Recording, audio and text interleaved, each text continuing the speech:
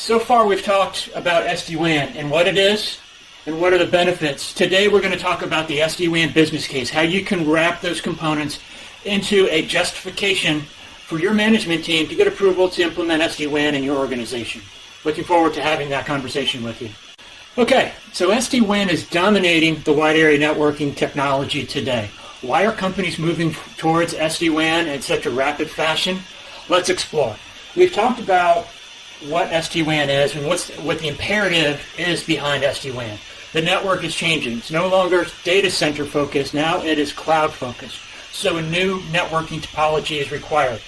We've also talked about the benefits, things like visibility and scale and application performance. And today we're going to talk a little bit about cost. I've been promising to do that for quite a while. And we're going to boil that down into a concise and clear business case that you can present to your management team. So I'm Steve Murphy. I'm a vice president at ARG, and I've helped hundreds of clients build technology business cases. We always start with business drivers when we're building a business case.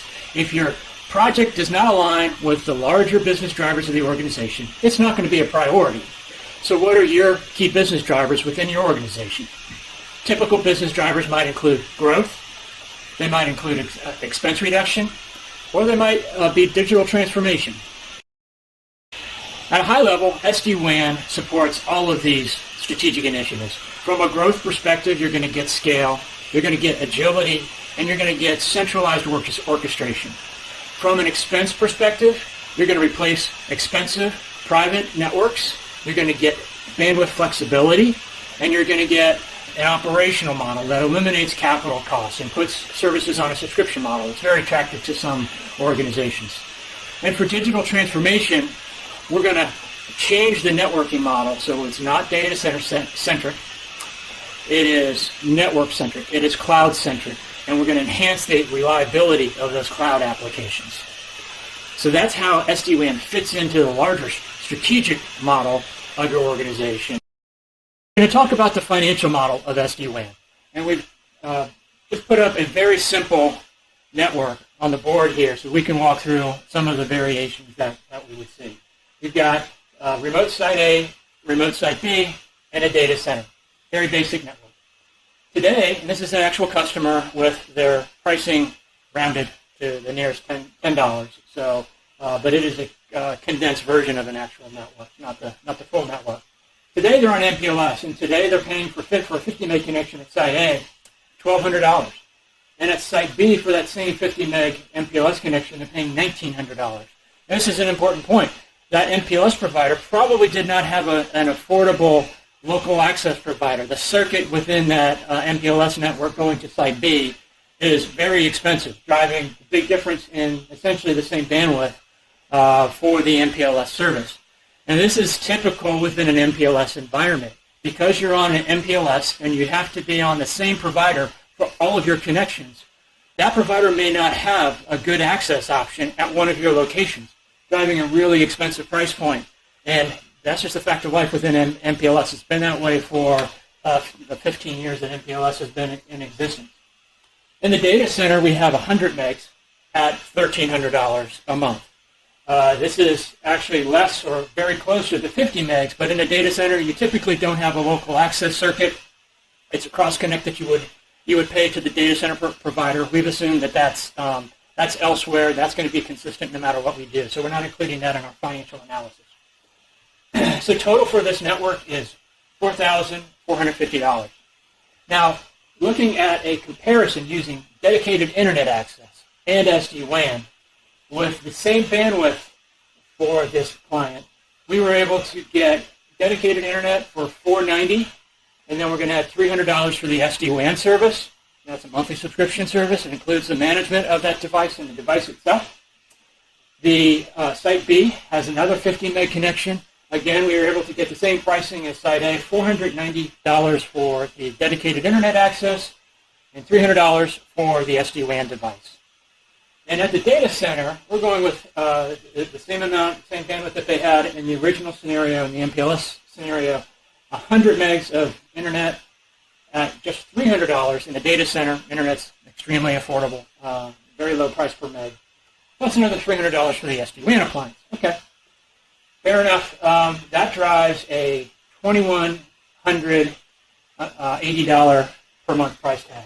And if you do the math, this is 51% below what they're paying today. So that's the savings that they could garner if they were just looking to change their network without any bandwidth augmentation. But because we're saving 51%, we might be able to get them more bandwidth, gives them some headroom to grow and allow them to expand their applications and expand their workforce without worrying about having to expand their network anytime in the near future. So let's take a look at what an upgrade internet access and SD-WAN service would look like. Rather than the 50 megs that we've used in the other scenarios, we're going to put 100 megs at each of the remote locations.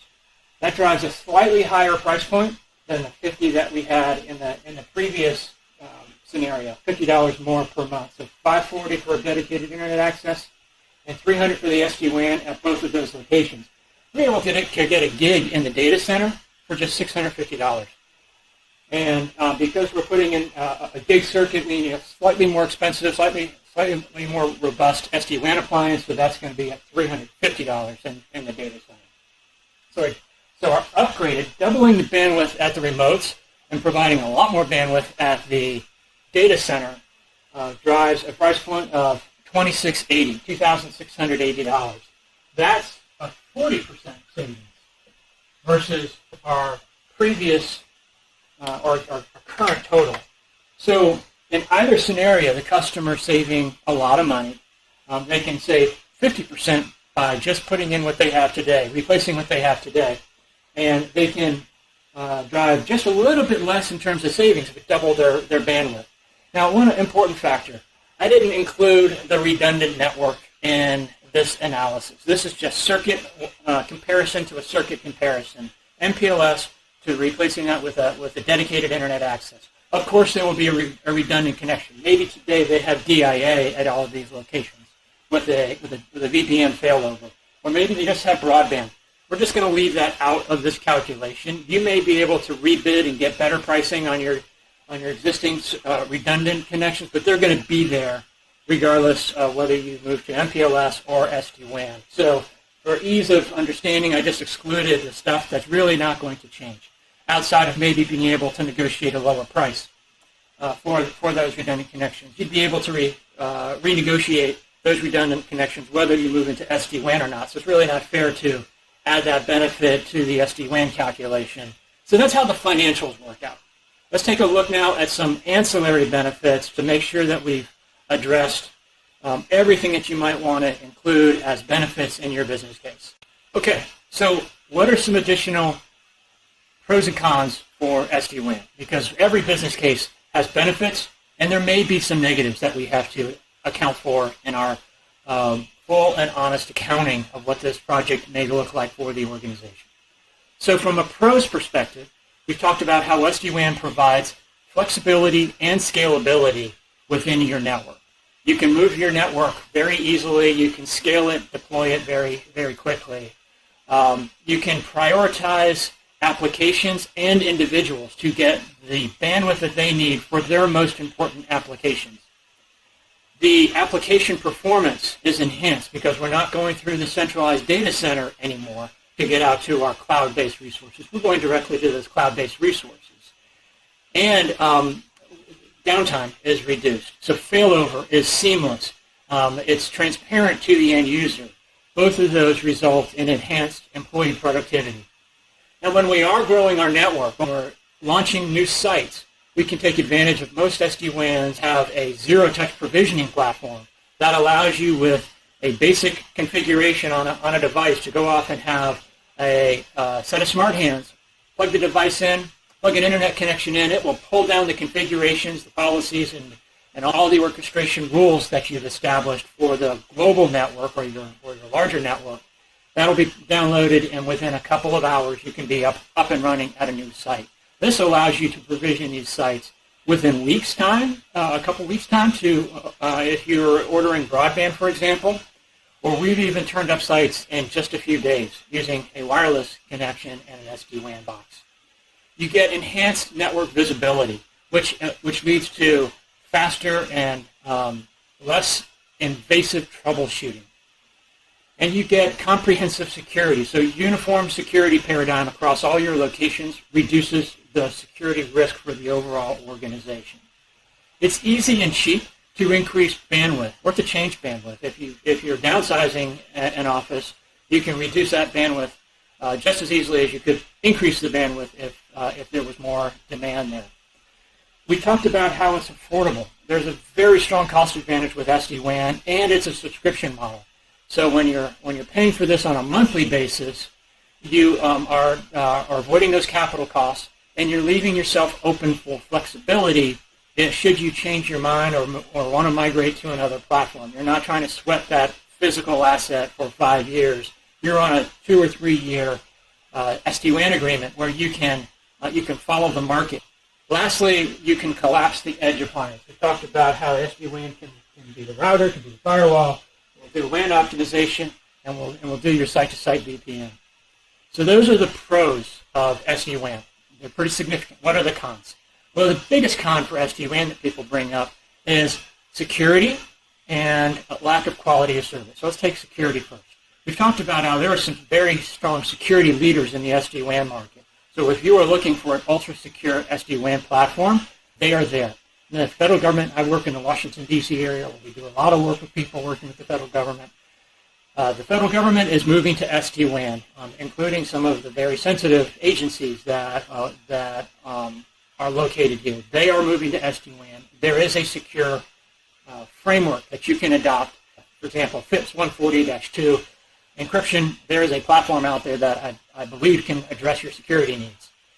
And then with regard to quality of service or lack of being able to manage quality of service over the public internet, there's a solution for that too. And that solution would be look for a service provider, not just an SD-WAN platform, but an SD-WAN service provider that has a private network where they are managing that middle mile, that long-haul piece over a private quality of service managed network. So you're only exposed to the public internet at that initial point where your traffic is leaving your remote site to possibly the last segment where the traffic is leaving the private network and going to the cloud service providers. Now, a lot of these SD-WAN service providers have direct connections into the cloud service providers, so it's really just that initial leg of the traffic that would traverse the public internet. We're talking generally that's a 10 or 15 millisecond type of transit speed.